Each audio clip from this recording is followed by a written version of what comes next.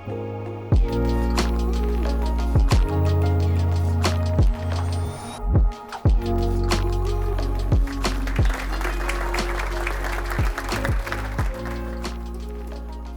got the RocketLab cap because he, along with a lot of advice about orange cones, he gave me a cap. Okay, this is the century of software, AI, robotics. It's a century of Indo-Pacific growth, and we are well placed. You might be wondering why a mayor is getting involved in the tech sector. Well, I'm an engineer, problem solver, and I saw a problem. To me, problems represent opportunities, and I've been eyeing up this problem since the Committee for Auckland's State of City report in 2023.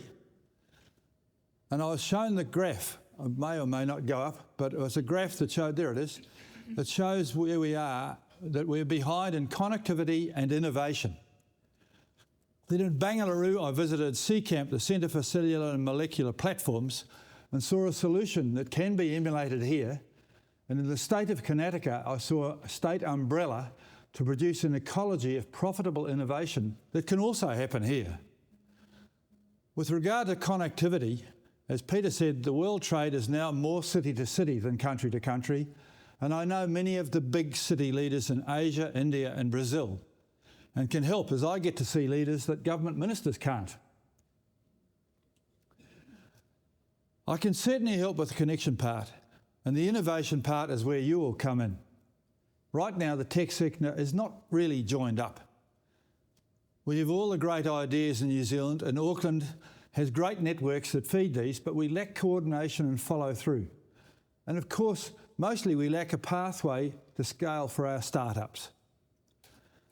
It's clear we need leadership to join industry with the public sector, to lift smart innovators into the real scale. And I'm aware that this is not news to you all, but for some reason no one's done anything about it. So without leadership, too many great ideas don't become great New Zealand companies. RocketLab did become a great company, but there should be more. They got there really in spite of us rather than because of us. Without leadership, you get mostly trivia and entertainment. Alex Karp, one of the Time magazine's most influential people of 2025 and the CEO of AI and data analytics firm Palantir, has spoken about this problem. To paraphrase him, he speaks of a generation of founders in Silicon Valley who have cloaked themselves in lofty and ambitious purpose. The rally cries to change the world have, and I quote, raised enormous amounts of capital and hired legions of talented engineers merely to build photo-sharing apps and chat interfaces for the modern consumer. Is that what we want our best brains working on? It'd be very poor to make the same mistakes here. We have some of the world's most innovative people. We're known the world all over it. I'm asking for you today to put that to use to produce meaningful, profitable applications that lift our city and country's already great advantages in food tech, med tech, biotech and fintech. I'm under no illusion that this will be easy. New Zealand is one of the least productive OECD countries in the world. We work longer hours but produce less. My vision is for Auckland to lead New Zealand on a path to prosperity by raising productivity and real GDP per capita. This is an ambitious goal and will require the Council to play a more strategic role to identify and help remove the barriers to innovation. It's clear the barriers lie in 4 key areas: capital, research, talent and scale. New Zealand's capital shallow economy is unhelpful. Could we be using KiwiSaver to invest in New Zealand more? Simplicity is doing some work in this space with Icehouse. I'm told there's a lack of cohesion between universities and industry. I'm told ideas die early in the journey either because there's a business person who doesn't know how to do research and work with government, or there's a researcher who doesn't know how to do business.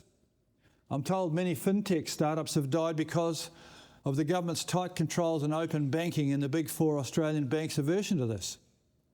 I'm told we could be using tax return data to identify promising companies. I don't believe in picking winners, but we must be accountable with the money we spend here. These are all valid concerns worth exploring and solutions worth finding. It seems the universities don't speak to each other. I'm told that researchers often struggle to transition into entrepreneurial roles due to significant barriers in commercialising research. University-held intellectual property rights stifle this, as do regulatory hurdles and limited access to research facilities. And the universities also don't seem to care too much about what's happening in the real world. They're well out of touch with industry here. I've had next to no contact from universities, despite being that rare thing, a business or engineer-orientated mayor. Now, if you get capital and research right, you'll get the good talent. But of course, we also need to provide the scale-up opportunities. We can't just buy and sell to ourselves. As I mentioned, I know India is asking for ideas to feed and medicate their growing middle class, 350 million people and growing. And they want to help with access to their scale. People have approached me about this. All these barriers contribute to low rates of tech diffusion and poor knowledge sharing. The Tech and Innovation Centre in Auckland, private and public, is fragmented and lacks collaboration. The solution is a partnership between public and private sectors to recharge growth and take up the opportunities lying in wait. This starts with the establishment of the Auckland Innovation and Technology Alliance that will bring together public and private sectors to attract capital and boost productivity. It will provide strategic leadership, encourage coordination and drive deal-making and investment to strengthen Auckland's position as a globally competitive tech and innovation hub. This joined-up approach is a first for New Zealand. I'm also offering my leadership and overseas connections to assist with this where it's wanted. Finally, the Alliance will collaborate to develop a regional innovation strategy for Auckland in partnership with central government. The focus will be on growing Auckland's technology sector and on growing the national economy. Auckland has the most significant funds investing in New Zealand startups, Uni Services, Icehouse Ventures, Outset Ventures, Bridgewest Ventures, and others such as Movac and NZPGCG. Auckland has the two largest universities in New Zealand right in the centre here.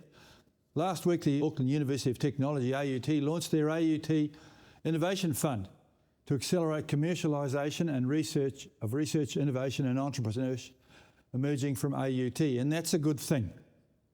I also noticed when I was in Hainan, which is now the low-cost entry to China, that Massey University, surprisingly, has got itself up there already. So that is why I'm also calling on the government to establish a new Advanced Technology Institute in Auckland, not Wellington. As New Zealand's only global city, we are the obvious place for this. The Institute could play a crucial role in guiding new startups through the system so ideas don't die on the vine. This isn't about more meetings or talks fests. It's about doing things that make a difference. Helping good ideas grow, getting more investment into Auckland into ventures, and making sure we get value for every dollar of public and private effort. We're not starting from scratch. We're building on the groundwork done by many, including our council's tech industry group and Grid AKL. And we have strong support from the Auckland Business Chamber of Commerce, the Committee for Auckland, the Tech Council, the University of Auckland, and many others across the sector, EMA and others. A special thank to Mark Thomas for first raising the Alliance concept with me back in February, and to Simon Bridges for his advocacy, and Peter for his ground-busting and speech, setting it up, a big hurdle for me to climb. New Zealanders have always been innovators. We've got the ideas. Let's make it easier for these ideas to be used here before they are exported to the world. This used to be the place where people tried things out. We've got an educated, small economy. You can try things out here. If they work, you can scale them up. If they don't, you can bury them. And we've done well overseas. Let's open Auckland up so that our kids don't have to leave New Zealand to take advantage of growth elsewhere. May I ask that once you leave here today, you keep these key questions top of mind. What's the problem we're trying to solve? Is it unique tech or copy-pasted from someone else's ideas? Does this tech actually solve the problem? And for who? How many people is it going to impact? Does it create jobs locally that pay well? We must do this while keeping in mind that silly chat interfaces are not the answer. We must stop trying to reinvent social media. Move on from that. My challenge for you is to aim higher. So it's my great pleasure to open this forum. I hope that's got you thinking. I look forward to hearing your discussions today, and thank you very much for coming. Kia ora tātou.